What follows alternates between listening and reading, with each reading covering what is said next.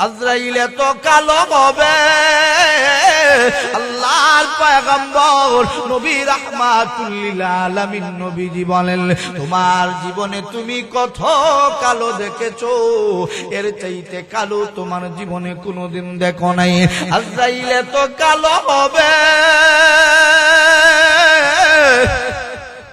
আল্লাহর পয়গম্বর নবী রাহমাতুল লিল আলামিন বলেন আজরাইল তার মাথার চুলগুলো কেমন হবে গো আল্লাহর নবী তার বর্ণনা দিয়েছেন মাথার চুলগুলি হবে কুকরানু আর ফিকরানু আজরাইল পাগলের বেশ নিয়ে হাজির হবে আজরাইল তার কপালটা কেমন হবে আল্লাহর পয়গম্বর নবীজি বলেন কপালের ভিতরে বড় বড় ফাটা ফাটা দাগ হবে গো মালাকুল মউত আজরাইল তার চক্ষুগুলো কেমন হবে রে আল্লাহর পয়গম্বর নবীজি বলেন চক্ষুগুলো অগ্নিগিরির মতো চক্ষু হবে চক্ষু দিয়ে আগুনের ফুলকি বাহির হতে থাকবে শুধু তাই না মালাকুল মউত আজরাইল তার নাকটা বন্ধু কেমন হবে গো আল্লাহর নবী বলেন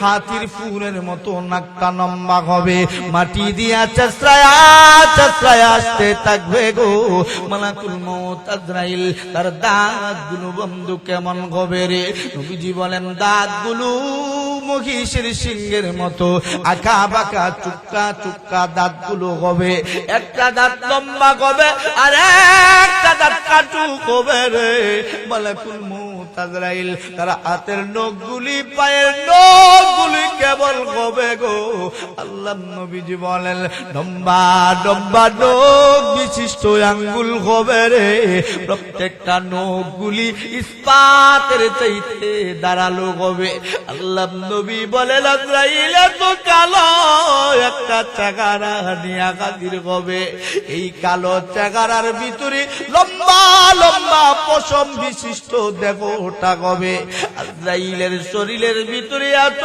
দুর্গন্ধ হবে গো আল্লাহর নবী বলেন এই দুর্গন্ধ শরীরের ভিতরে আমার আল্লাহ দুর্গন্ধ যুক্ত আরেকটা পোশাক আমার আল্লাহ পরা দিবে আজরাইলের ডান হাতের মধ্যে বাবাদের মধ্যে আমার আল্লাহ জাগাল্লাবি তলোয়ার বিষাক্ত তলোয়ার দিয়া দিবে কাটা যুক্ত তলোয়ার গুলো দিয়া মালাকুল মউত আজরাইল ওই পাপিষ্ঠ নাফরমান গুনাহগারের সামনে যখন হাজির হবে লক্ষ লক্ষ কোটি কোটি আজরাইলের চেহারার মতো চেহারাওয়ালা কোটি কোটি ফেরেশতা নিয়ে আজরাইল হাজির হবে ওই পাপিষ্ঠ নাফরমান গুনাহগারের সামনে মালাকুল মউত আজরাইল যখন আইসা হাজির হবে গো সা সা শব্দ করতে থাকবে ওই পাপিষ্ঠ নাফরমান গুনাহগার আজরাইল এত ভয়ঙ্কর চেহারা দেইখা রে পাপিষ্ঠ নাফরমান গুনাহগারের রূহটা দেহের ভিতরে দৌড়া দৌড়ি শুরু করে দিবে রূহ বাহির হইতে চায় না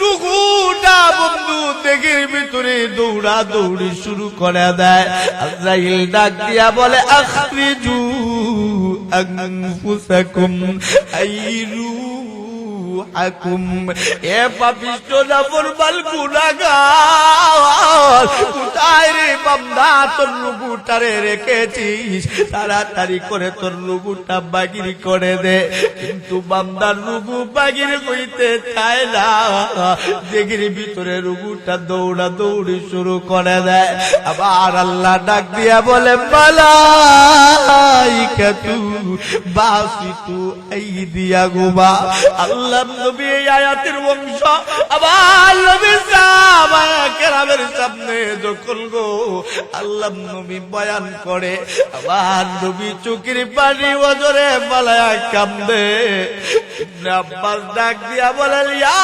রাসূলুল্লাহ ইয়া হাবিবাল্লাহ ওগো নবীজি আপনি এমন করে কান্দেন কেন গো নবীজি আল্লাহর নবী বলেন ওই সময় মালায়েকা ফেরেশতা পাপিষ্ঠ নাফরমানের সামনে যখন আসবে আইয়াযুরিবুহুমা মালাকুল মউত আজরাইল ডাক দিয়া বলতে থাকবে, দে দে রুহুটারে তাড়াতাড়ি বাগির করে দে। বান্দার রুহু বাগির হইতে যখন চায় না, আজরাইল ডান হাতটারে বাড়াইয়া ওই পাপিষ্ঠ নাফরমান গুনাহগারের বাম গালের মধ্যে এত জোরে থাপ্পড় মারবে, আল্লাহর পয়গম্বর নবী রাহমাতুল লিল আলামিন বলেন, ওই পাপিষ্ঠ নাফরমান গুনাহগারের বাম গালটা ভাঙ্গিয়া ডান দিক দিয়া চলে যাবে। এরপর বান্দার রুহু বাগির হইতে চায় না। এই রুহুটা দেহের ভিতরে দৌড়া দৌড়ি যখন সময় করবে গো, লক্ষ কোটি কোটি ফেরেশতারা বিষাক্ত কাঁটা যুক্ত তলোয়ার লইয়া ওই পাপিষ্ঠ নাফরমান গুনাহগারের প্রত্যেকটা পশমের গুড়ালির ভিতর দিয়া এত জুরে জুরে আঘাত করতে থাকবে গো। আল্লাহর নবী বলেন, ওই যে কাঁটাগুলো দিয়া যদি দুনিয়ার কোনো বড় বৃক্ষের গায়ে আঘাত করা হইত, সঙ্গে সঙ্গে এই বৃক্ষটি মারা যাইত। এত বিষাক্ত কাঁটা দিয়া ওই পাপিষ্ঠ নাফরমান গুনাহগারের আঘাত করা হবে গো। আল্লাহর নবী বলেন, ওই পাপিষ্ঠ নাফরমান গুনাহগারের কেমন কষ্ট হবে। আল্লাহর পয়গম্বর নবী রাহমাতুল লিল আলামিন বলেন, জানতে যদি চাও, বুঝতে যদি চাও, শোনো শোনো, ঝুলন্ত অবস্থায় যদি একটা ছাগলকে রাইখা দেওয়া হয়, আর ওই ছাগলের দেহের ভিতরে যদি প্রাণ থাকে গো, আর ওই ছাগলের চামড়া যদি টাইনা টাইনা ছিলা হয়, ওই ছাগলটার যেমন ছটফটি আর কষ্ট হবে রে, ও সুৎকুর ঘুষকুর তোদের এমন কষ্ট হবে, এ বেনামাজি বেঈমান তোদের এমন কষ্ট হবে রে। আল্লাহর নবী বলেন, ওই পাপিষ্ঠ নাফরমান গুনাহগারের এত কষ্ট হবে যা বুঝানো সম্ভব না, সম্ভব না। এরপর বান্দার রুহু বাগির হইতে চায় না, চায় না। ওই বান্দার রুহুটা দেহের ভিতর দিকে দৌড়া দৌড়ি করে গো, ওই কাঁটাগুলোর ফাঁক দিয়া রুহুটা দৌড়াইয়া লুকাইবার চায়, কিন্তু বান্দারে আজরাইল ওই দিন আবার ডাক দিয়া বলবে, আখরিজু আনফুসাকুম আই রূহাকুম। এ পাপিষ্ঠ নাফরমান গুনাহগার, আর কোথায় পালাইবি? পালানোর রাস্তা সব বন্ধ করে দিয়েছি। আবার আজরাইল বাম হাতটারে বাড়াইয়া ওই পাপিষ্ঠ নাফরমান গুনাহগারের এবার ডান গালের মধ্যে আবার একটা থাপ্পড় বসাইবে। ওই পাপিষ্ঠ নাফরমান গুনাহগারের ডান গাল বাম গাল ভেঙে দ্বিখণ্ডিত হয়ে যায়। বান্দার রুহুটা দৌড়াইয়া দৌড়াইয়া নবীজি বলেন, পায়ের কনিষ্ঠ আঙ্গুলের মুখের গুড়ালিতে যাইয়া বান্দার রুহুটা লুকায়া পড়বে। আজরাইলকে আমার আল্লাহ যত সময় পর্যন্ত হুকুম করবে না, তত সময় পর্যন্ত আজরাইল কারো রুহু বাহির করবে না।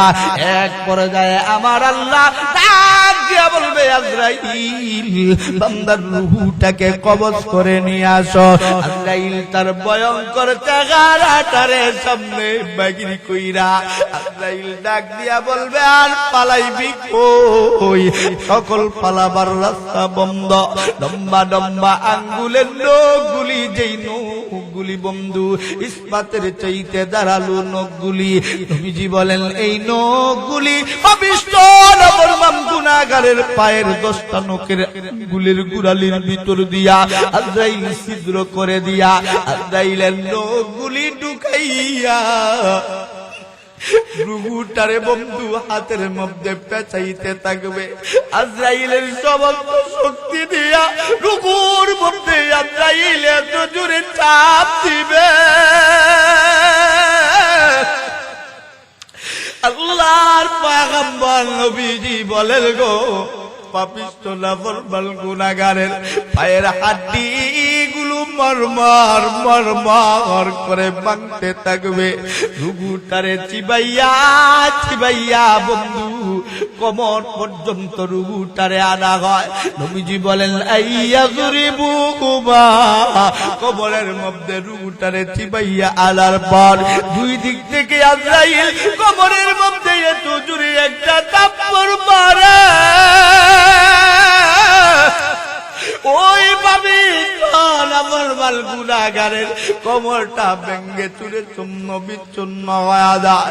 এ বন্ধু, যেই মানুষের কবরের ভিতরে শক্তি নাই রে, ওই মানুষটার দুনিয়ায় কোনো দাম নাই, দাম নাই। আমি আল্লাহ তোরে হাত দিলাম, আমি আল্লাহ তোরে পা দিলাম, এ বান্দা সব কিছু পাইয়া আমি আল্লাহর শুকরিয়া তুই আদায় করলি না। আমি আল্লাহ যদি তোরে বলতাম এ বান্দা যদি আজকে নামাজ না পড়িস রে বান্দা, যদি আমার আল্লাহ এই কথা বলতেন আজকে কেউ যদি নামাজ না পড়া ঘুমায়া পড়ো, আজরাইল আইসা রূহ বাহির করে নিয়ে যাবে। এ বন্ধু বলেন তো মসজিদের ভিতরে মুসল্লি কম হইতো না বেশি?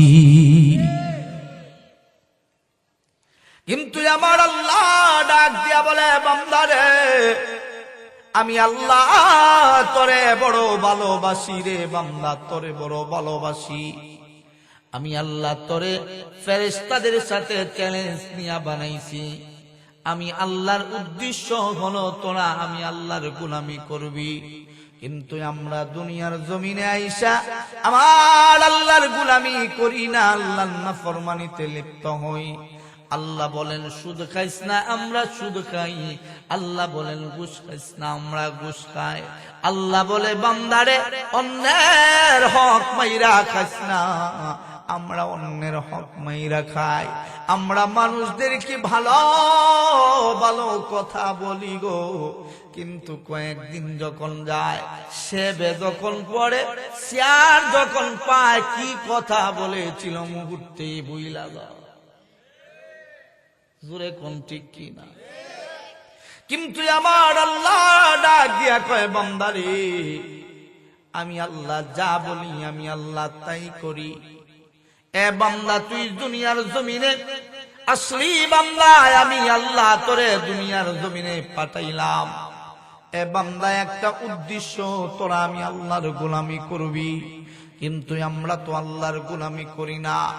আল্লাহ বলে বান্দা নামাজ পড়, কিন্তু আমি বান্দা আল্লাহর ভয়ে নামাজ পড়ি না। আমি নামাজ পড়ি মানুষ যেন আমাকে নামাজি বলে, আমি রোজা রাখি মানুষ কিন্তু যেন আমারে রোজাদার বলে। কিন্তু আমার আল্লাহ এই জন্য আমার আল্লাহ ডাক দিয়া বলে ইয়া আইয়ুহাল্লাযীনা আমানুত্তাকুল্লাহ, হে ইমানদারের দল আমি আল্লাহরে ভয় কর, হাক্কা তুকাতিহি, আমি আল্লাহরে শুধু ভয় না ভয় না, আমি আল্লাহরে ভয় করার মতো করে ভয় কর। আল্লাহ বলেন ওয়ালা তামুতুন্না ইল্লা ওয়া আনতুম মুসলিমুন। আমার আল্লাহ রাব্বুল আলামিন ডাক দিয়া বলেন হে পৃথিবীর ইমানদারের দলেরা শুইনা নাও, তোমরা আমি আল্লাহকে ভয় করো। কেন আমার আল্লাহর ভয়ের কথা আমার আল্লাহ বলেন, যেই বান্দার ভিতরে আল্লাহর ভয় আছে ওই বান্দাটা কখনো কোনোদিন মানুষের হক মারতে পারে না। যেই বান্দাটা মনে করে রাতের অন্ধকারে আমি যদি গুনাহ কাজ করি রে, দুনিয়ার কোনো মানুষ দেখলো না, কিন্তু বন্ধু দেখবেন যিনি আওয়াজ করে বলেন তিনি কে। এই জন্য আমার আল্লাহ ডাক দিয়া বলে এ বান্দা সব সময়ের বান্দা আমি আল্লাহর ভয় অন্তরের ভিতরে ঢোকারে বান্দা, অন্তরের ভিতরে ঢোকা। আল্লাহ বলেন শোনো রে বান্দা, মরতে হবে, মরণ থেকে পলায়ন করা সম্ভব না। আল্লাহ বলেন ইল্লা ওয়া আনতুম মুসলিমুন। আমার আল্লাহ রাব্বুল আলামিন ডাক দিয়া বলেন মরতে যেহেতু হবে আত্মসমর্পণ না করে মরিস না বান্দারে, সুদ খাইয়া মরিস না, ঘুষ খাইয়া মরিস না, অন্যায় কইরা মরিস না, জুলুম কইরা মরিস না। এ বান্দা তুই যদি সুদখোর হয়ে ঘুষখোর হয়ে মারা যাস, এ বান্দা তোর বড় বিপদ। এ বান্দা গুনাহ কইরা যদি তুমি বান্দার মরণ হয়, এ বন্ধু তোমাকে জাহান্নামের আগুনে জ্বলা লাগবে।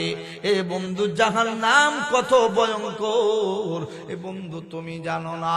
আল্লাহর নবীজি বলেন, কেউ যদি দুনিয়ার জমিনের মানুষগুলি যদি কখনো কোনোদিন জাহান্নামের আগুনে দেখত গো, কখনো কোনোদিন আল্লাহর নাফরমানিতে লিপ্ত হতো না। এ বান্দা, এরপরেও কেমনে রে বান্দা জাহান্নামের আগুনকে ভয় পাও না? আল্লাহ বলেন, ইন্না জাহান্নামা কানাত মিরসাদা। এই জাহান্নামের আগুন এমন একটা ফাঁদ, এই জাহান্নামের আগুনের ভিতরে কেউ যদি আটকা পইরা যায়, ওই মানুষটা বন্ধু বাহির হওয়া সম্ভব না। এ বন্ধু, দুনিয়ার আগুনের মতো জাহান্নামের আগুন না, জাহান্নামের আগুন না। দুনিয়ার আগুনগুলো মানুষের সর্বপ্রথমে চামড়া পোড়ায়, গোশত পোড়ায়, হাড্ডি পোড়ায় গো। কিন্তু জাহান্নামের আগুনের নিয়ম বড় উল্টা। দুনিয়ার আগুনের মতো জাহান্নামের আগুনের নিয়ম না। জাহান্নামের আগুন ভিতর থেকে পোড়া শুরু করে। আল্লাহর নবী বলেন, সর্বপ্রথম কলিজাটা পুইরা বান্দার সরকার হয়ে যায়। ভয় না, আমি আল্লাহরে ভয় করার মতো করে ভয় করো। আল্লাহ বলেন, ওয়ালা তামুতুন্না ইল্লা ওয়া আনতুম মুসলিমুন।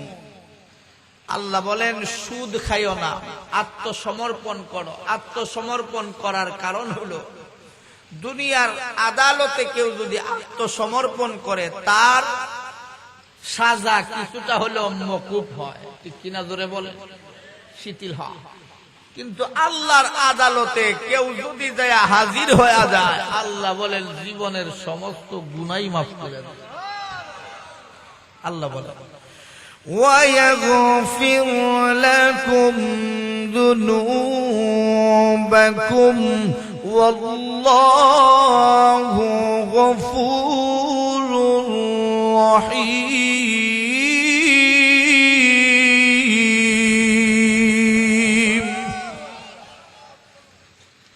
আল্লাহ বলেন, শুধু আমি মাফ করি না।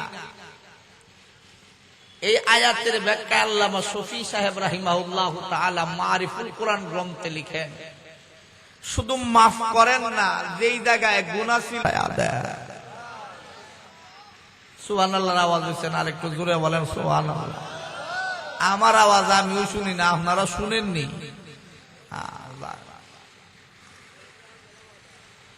আল্লাহ রাব্বুল আলামিন মানুষকে পাঠাইছেন গোলামির জন্য। আমরা খাই সুদ। আসেনি সুদকুর আপনাদের এলাকা? ঘুষখোর মনে হয় নাই,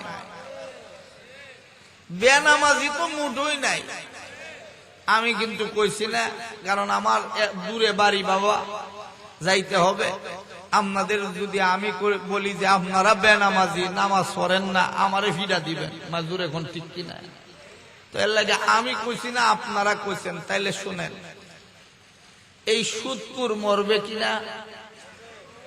ঘুষখোর মনে হয় মরতো না। ঘুষ দেলাইব কিছু আর যাইলে ঘুষখোর মরবে, সুদকুর মরবে। আল্লাহ বলে, কুল্লু নাফসিন যায়িকাতুল মাউত।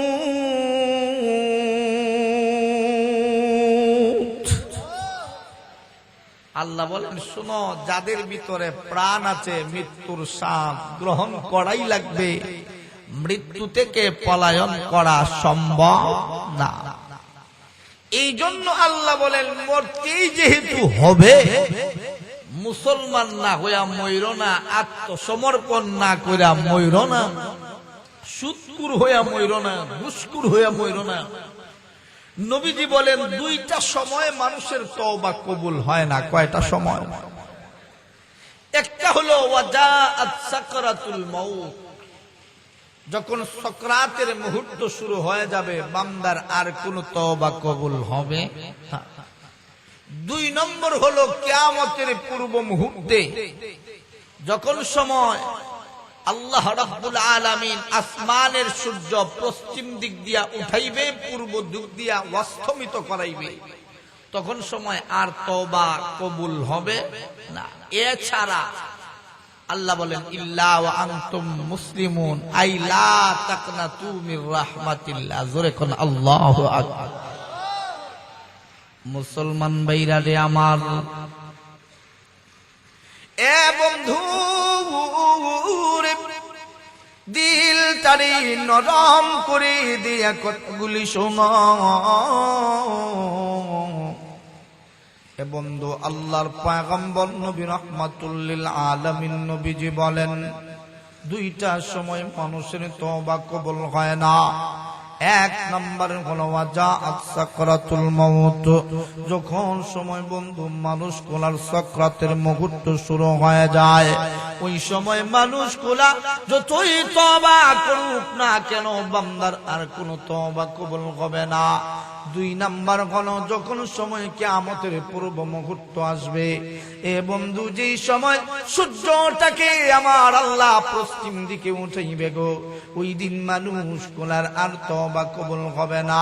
যেই দিন সূর্যটা পূর্ব দিকে অস্তমিত হবে গো, ওই দিন মানুষ কোলার আর কোনো তওবা কবুল হবে না।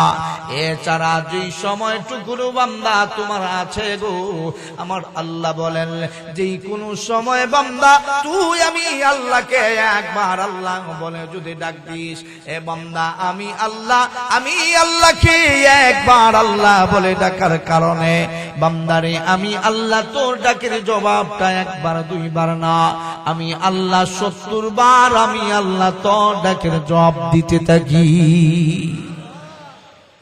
এ মুসলমান বন্ধু দিলের কান টাড়ি লাগাইয়া বন্ধু কথাগুলি শোনো রে।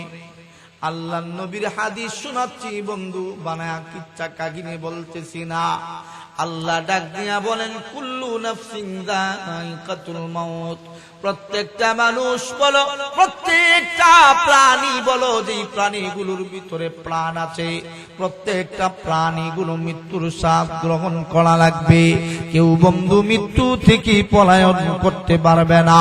তবে সুৎখুর ঘুষখুর গুলি, অন্যায় বাজ জুলুম বাজ টেন্ডার বাজ গুলি যখন সময় মারা যাবে গো, এ বন্ধু এদের কেমন অবস্থা হবে গো।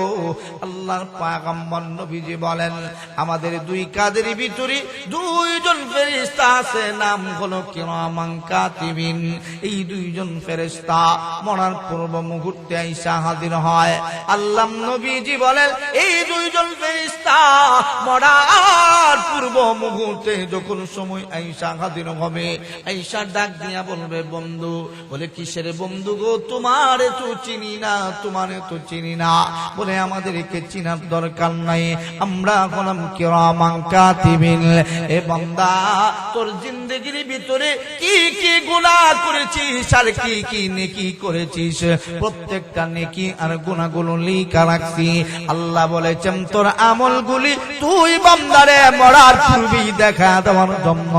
বান্দা যদি পাপিষ্ঠ না ফরমান গুনাহগার হয়, বান্দা যদি অন্যায়বাজ, বান্দা যদি জুলুমবাজ, বান্দা যদি বেনামাজি বেঈমান হয়, ওই বান্দাটা এবার বাম দিক দিয়া তাকাইবে, তাকায়া দেখবে শুধু লেখা আর লেখা।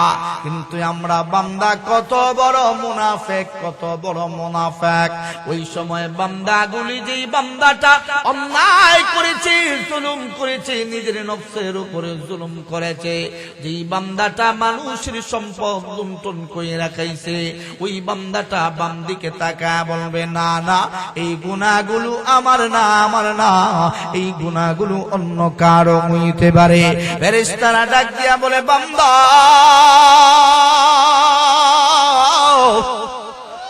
এ বান্দা তুই যে এই কথাগুলো বলবি রে বান্দা, আমার আল্লাহ বড় ভালো করে জানে, ভালো করে জানে।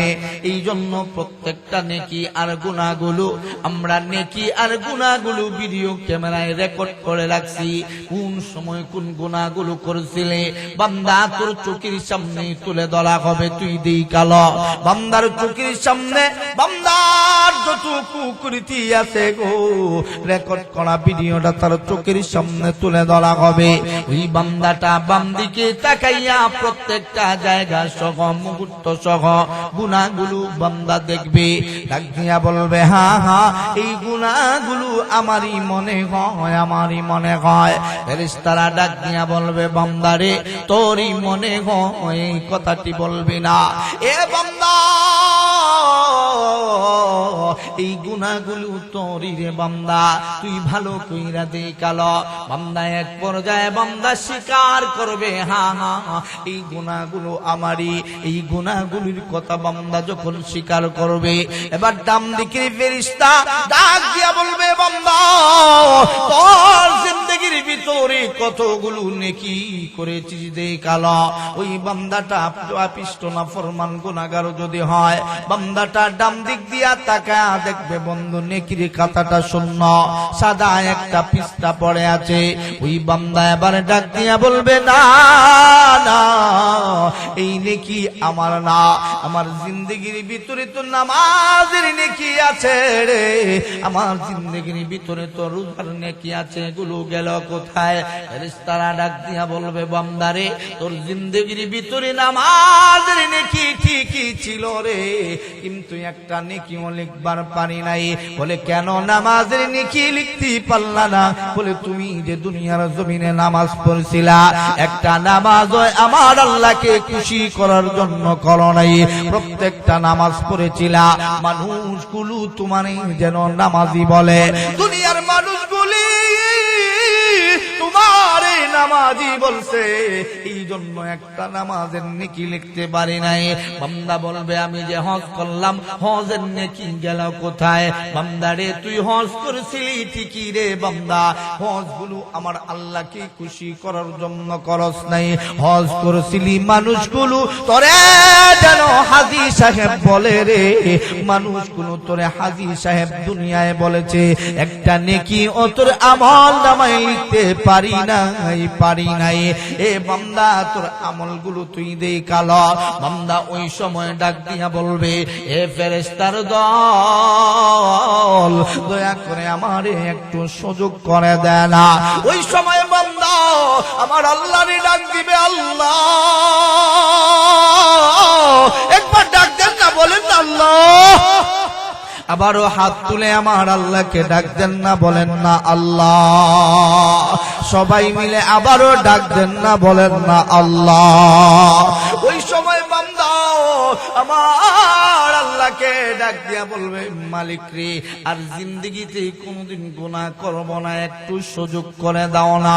এই বান্দার বেলায় আমার আল্লাহ পবিত্র কালামুল্লাহ শরীফের ভিতরে ডাক দিয়া বলেন ওয়ালাইসাতিত তাওবাতু লিল্লাযীনা ইয়ামালুনা السيئات حتى إذا حضر أحدكم الموت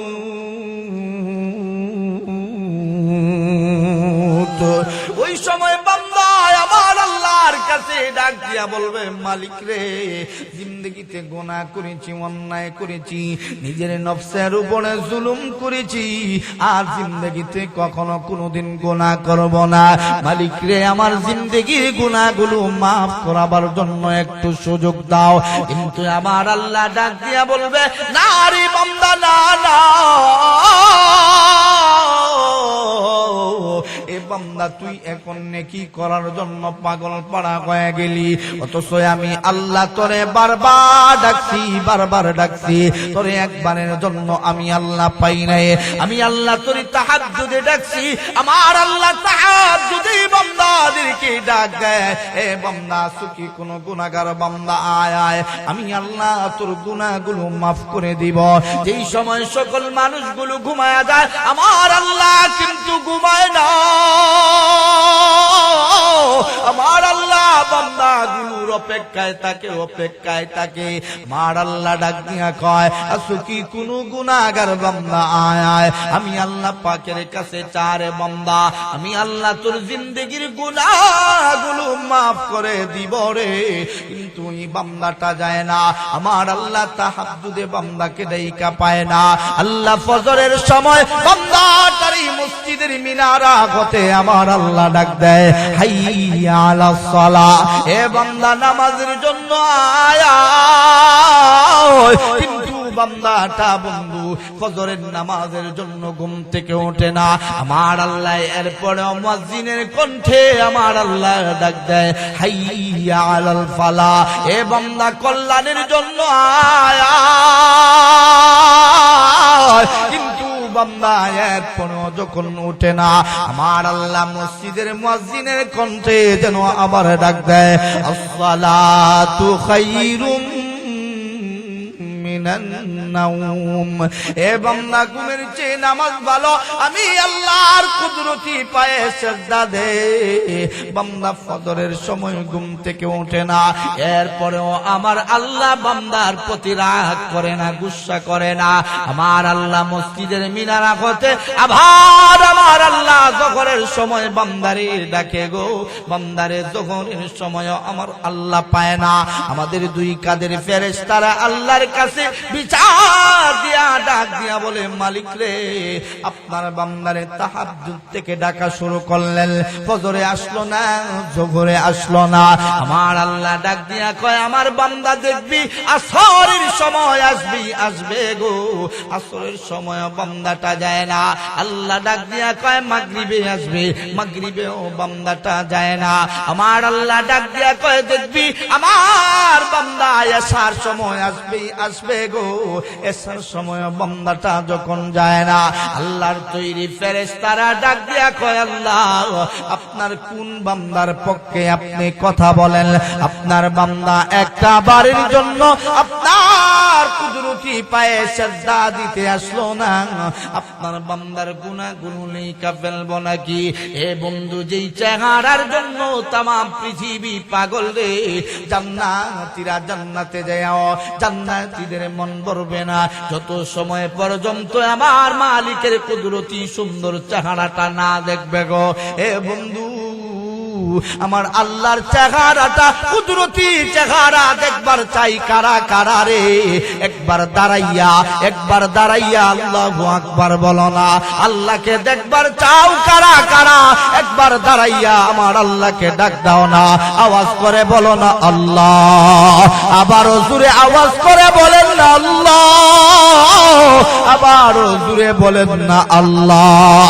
এ মুসলমান যুবক ভাই বন্ধু, দিলের কান কারে লাগাইয়া কথাগুলো শুনো গো।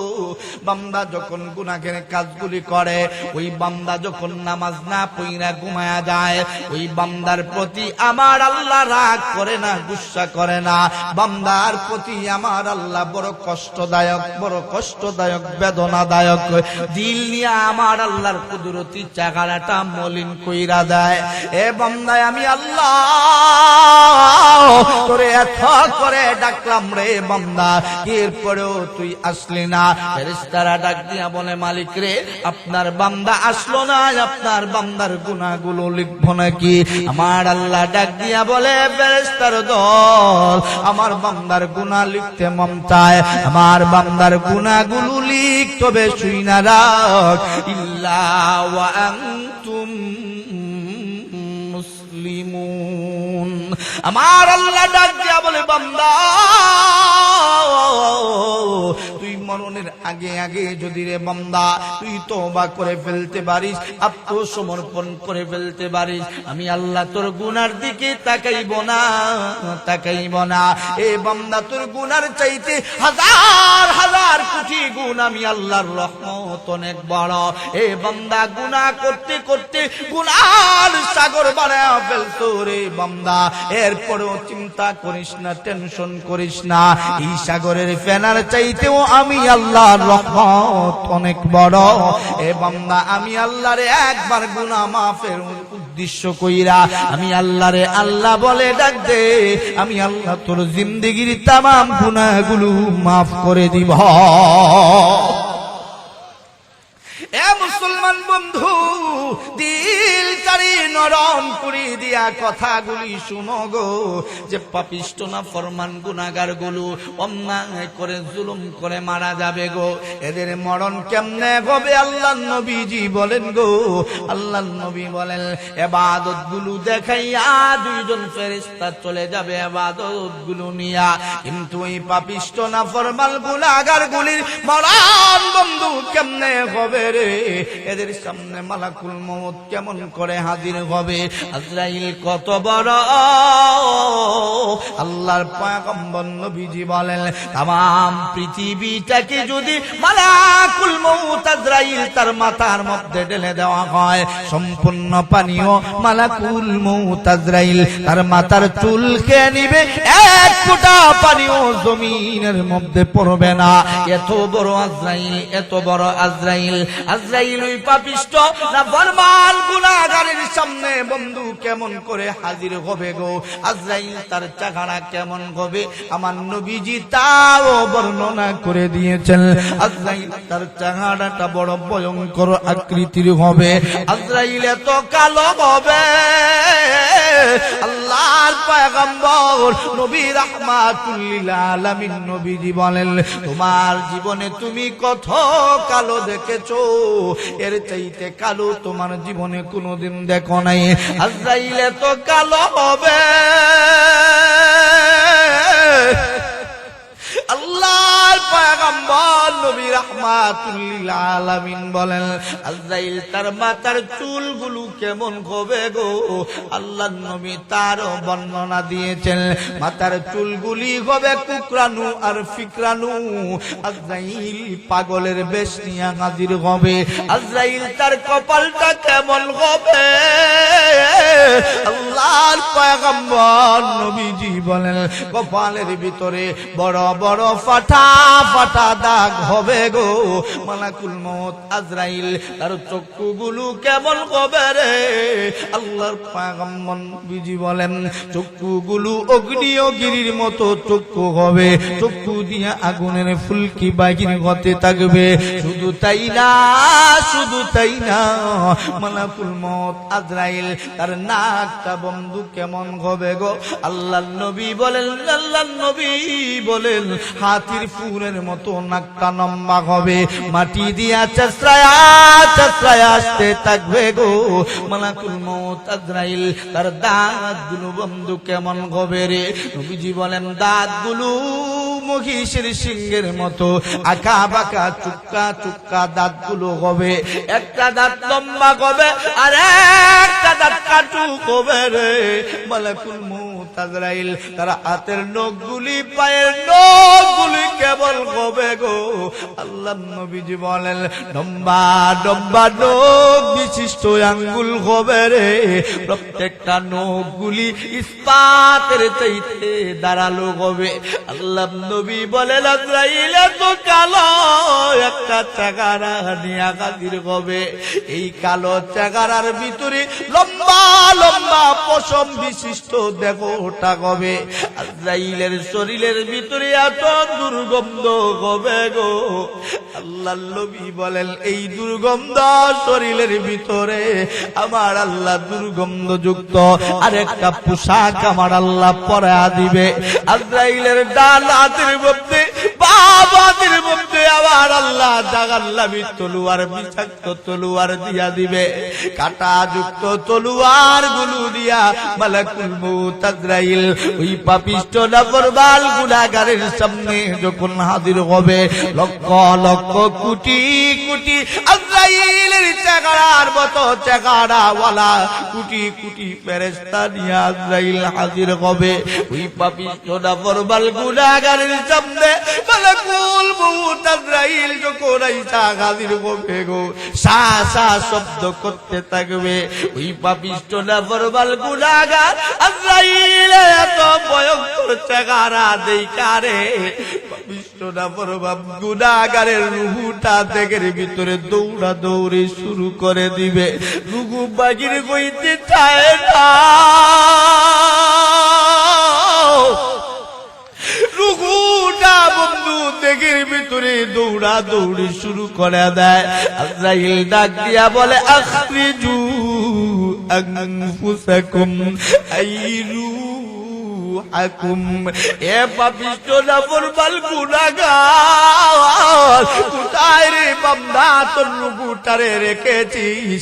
তাড়াতাড়ি করে তোর রুগুটা বাগির করে দে।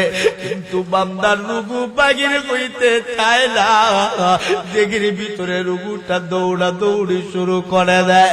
আবার আল্লাহ ডাক দিয়া বলে মালাইকাতু বাসিতু আইদিয়াগুমা। আল্লাহ নবী এই আয়াতের অংশ আবার নবী সাহাবায়ে কেরামের সামনে যখন গো আল্লাহ নবী বয়ান করে, আবার নবী চোখের পানি ওজরে ফালায়া কান্দে। ইবনে আব্বাস ডাক দিয়া বলেন ইয়া রাসূলুল্লাহ, ইয়া হাবিবাল্লাহ, ওগো নবীজি আপনি এমন করে কান্দেন কেন গো নবীজি?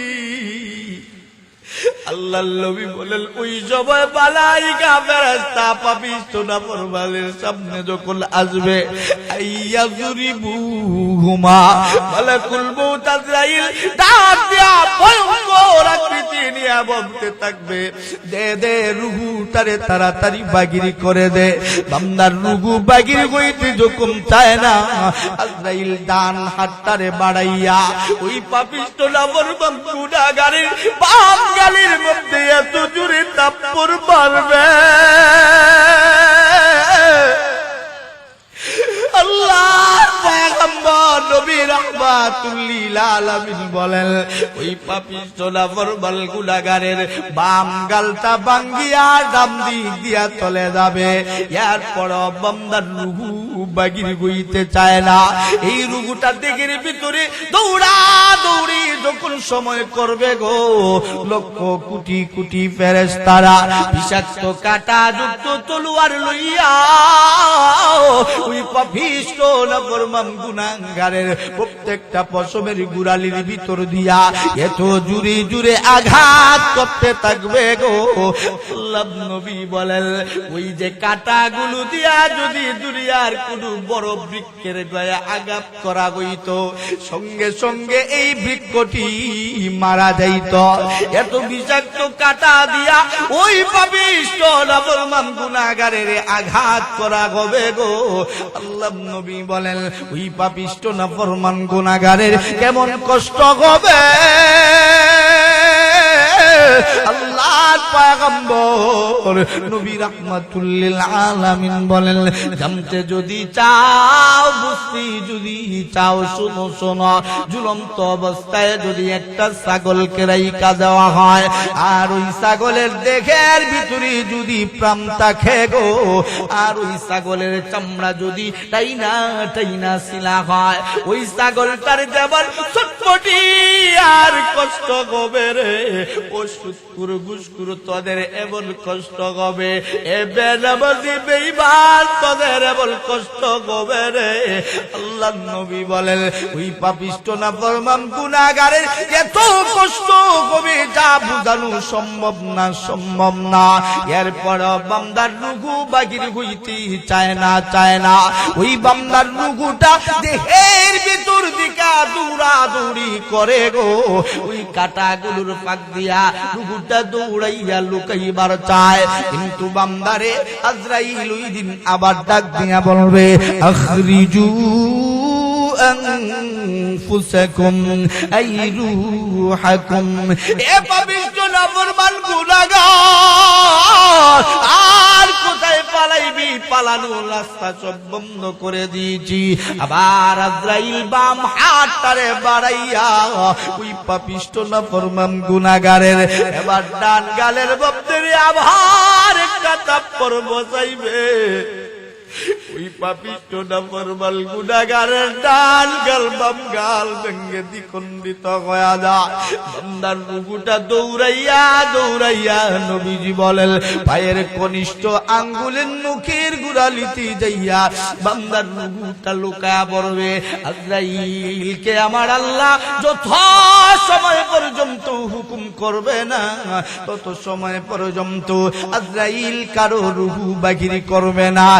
এক পর্যায়ে আমার আল্লাহ ডাক দিয়া বলবে আজরাইল বান্দার রূহটাকে কবজ করে নিয়ে আসো। আজরাইল তার ভয়ঙ্কর চেহারাটারে সামনে বাগিরি কইরা আজরাইল ডাক দিয়া বলবে, আর পালাইবি কই? সকল পালাবার রাস্তা বন্ধ। লম্বা লম্বা আঙ্গুলের নখগুলি, যেই নখগুলি বন্ধু ইস্পাতের চাইতে দাঁড়ালো নখগুলি।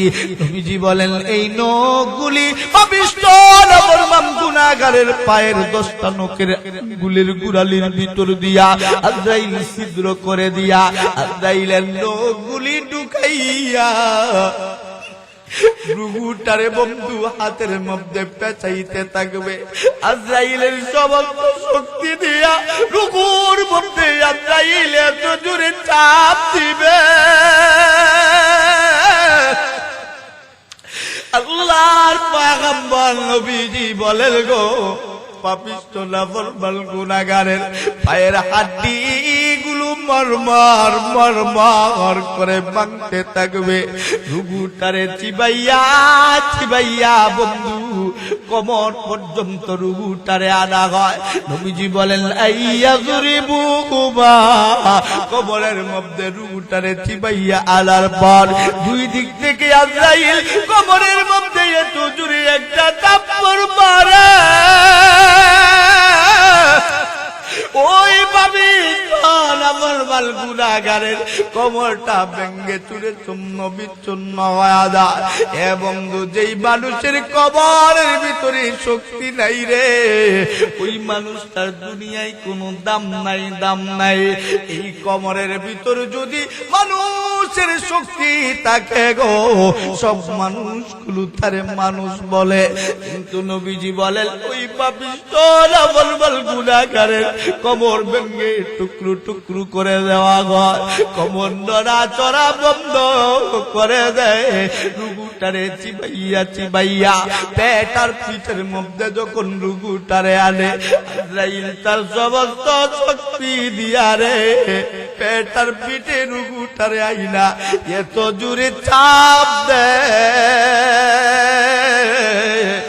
আল্লাহর পয়গম্বর নবীজি বলেন, কত মানুষের তো বন্ধু এমন প্রস্রাব পায়খানার রাস্তা দিয়া গো প্রস্রাব পায়খানা বাগিরে হয়ে যায়। এই জন্য আল্লাহর নবী ডাক দিয়া কই, উম্মত গুলি যখন সময় মারা যায় রে, আবার উম্মত গুলারে ভালো করে ঢিলা কুলুপ দিয়া ব্যবহার করায়া ভালো করে পরিষ্কার পানি দিয়া আবার উম্মতটারে পরিষ্কার কইরা কবরে দিস। নাপাক বানায় আবার উম্মতরে কবরে দিস না, কারণ কার মরণ কেমনে হইছি পৃথিবীর কারো জানা না। এ বন্ধু, দিলের কানটারে লাগাইয়া বন্ধু কথাগুলি শুনো রে বন্ধু, শুনো।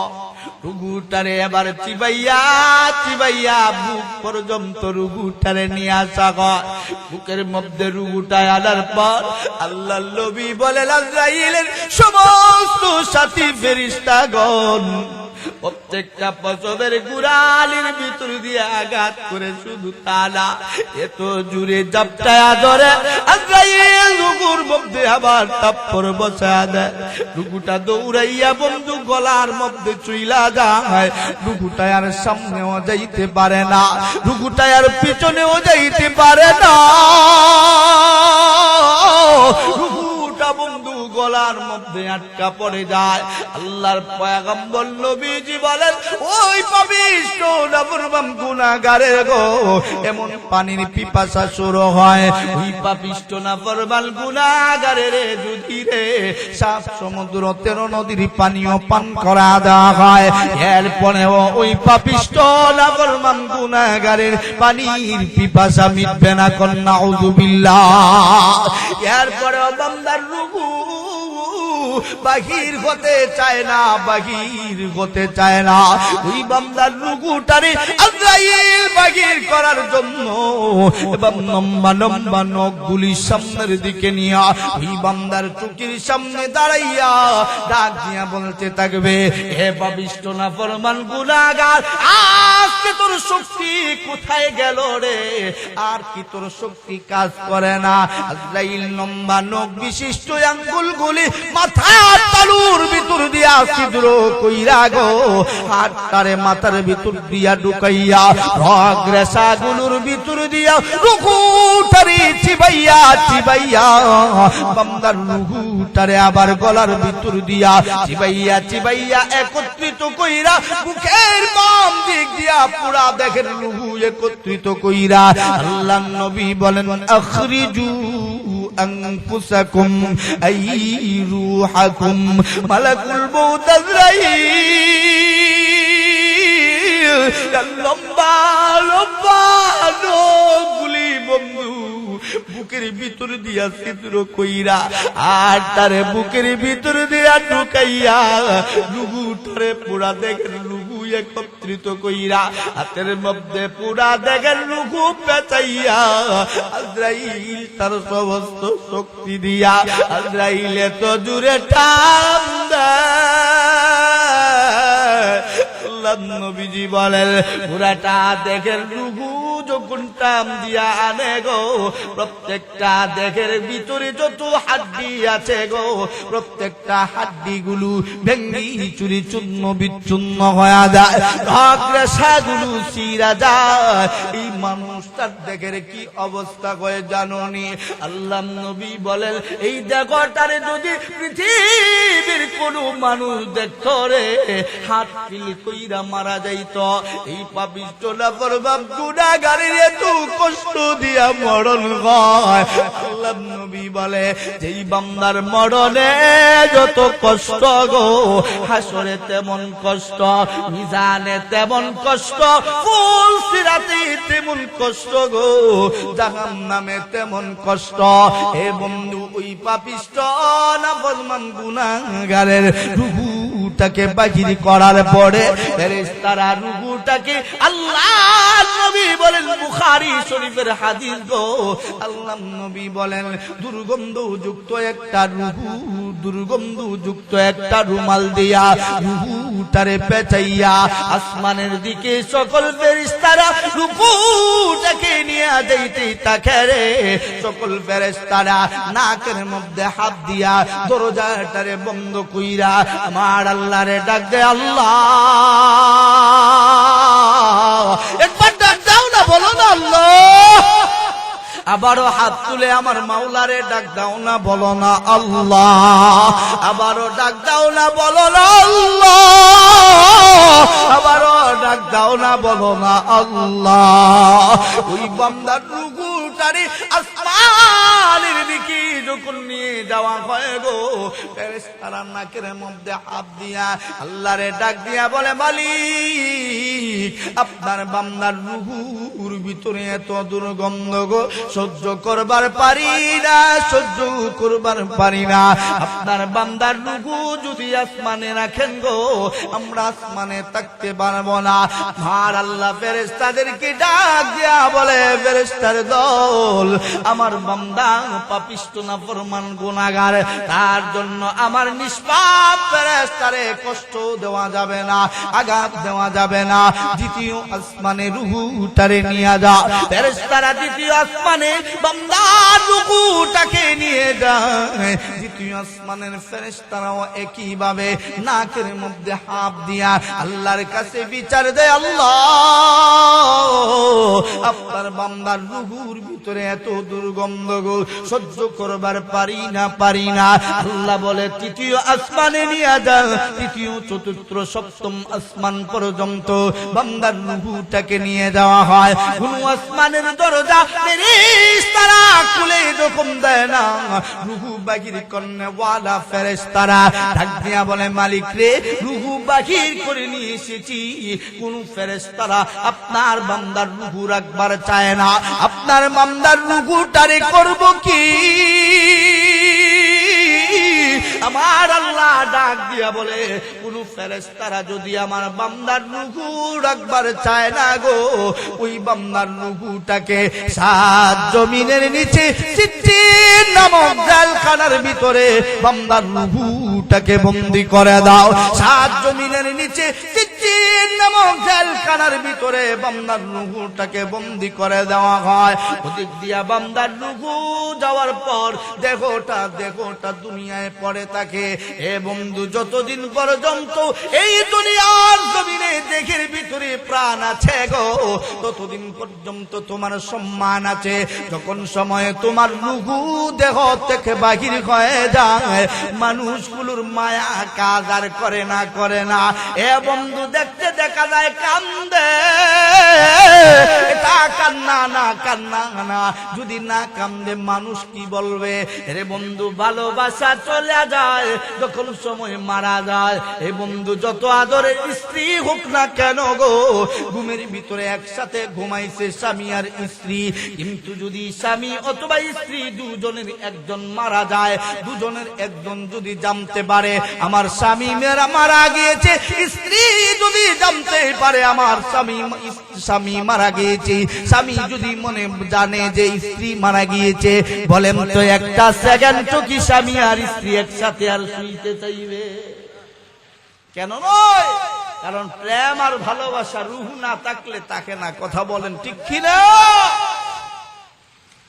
এ মুসলমান বন্ধু, দিলের কান কাড়ি লাগাইয়া কথাগুলি শুনো রে।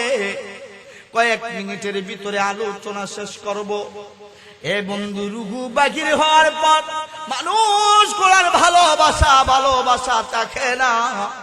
বেশি সময় মানুষ চোখ দিয়া পানি ফেলতে পারে না। বেশি সময় যদি তাকে মানুষগুলো কত সময় লাশটারে রাখবে রে? এই জন্য তাড়াতাড়ি দাফন করার ব্যবস্থা মানুষগুলি করে। ডাক দিয়া কয়, বেশি সময় রাখবি না, কারণ যদি বেশি সময় লাশটারে রাখা হয় দুর্গন্ধ হবে, পচা দুর্গন্ধ আসবে। এত সময় যার জন্য ভালোবাসা ছিল রে, মানুষগুলি যদি কারো মা কারো বাবারে রাখে, ফ্রিদিন কইরা 2 দিন 3 দিন রাখে, এমনি আর একা তার সাথে শুই না, তাকে পাহারা দিতে পর্যন্ত যায় না। এ বন্ধু, মারা যাওয়ার পর বৃষ্টির ভিতরে আমি দেখেছি কতগুলো লাশকে মানুষ রেখে দিয়েছে, কিন্তু সন্তানগুলি পর্যন্ত বাবার লাশ পাহারা দিতে থাকে না।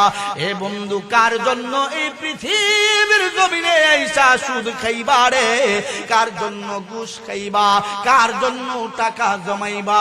এ বন্ধু, এই টাকাগুলি তোমার সাথে যাবে না। ওই টাকাগুলি তোমার যদি পকেটের ভিতরে থাকে রে, তুমি মারা গিয়েছো, কাপড় পরিধান করে ঘুমাইছিলা, ওই টাকা যদি তোমার পকেটের ভিতরে থাকে, আর ওই টাকা নিয়ে তুমি যদি মারা যাও, সন্তানগুলি কুইজা পকেটে টাকাগুলো রাখবে রে, জামাটা রাখবে রে, তোমারে আর ঘরের ভিতরে রাখবে না। আপন কে তোমার আপন? পৃথিবীর কেউ তোমার আপন নয়। আপন আছে? এই জন্য ভাই, এই পৃথিবী আল্লাহ আমাদেরকে উপহার দিয়েছেন। এটা আল্লাহ দিয়েছেন এই দুনিয়া খাওয়ার জন্য আর পিন্দার জন্য শুধু নয়। এই দুনিয়ায় আল্লাহ আমাদেরকে পাঠাইছেন আল্লাহর ইবাদতি করার জন্য। আল্লাহর ইবাদতি করতে রাজি কারা কারা? হাত তুলে বলেন আল্লাহু আকবার।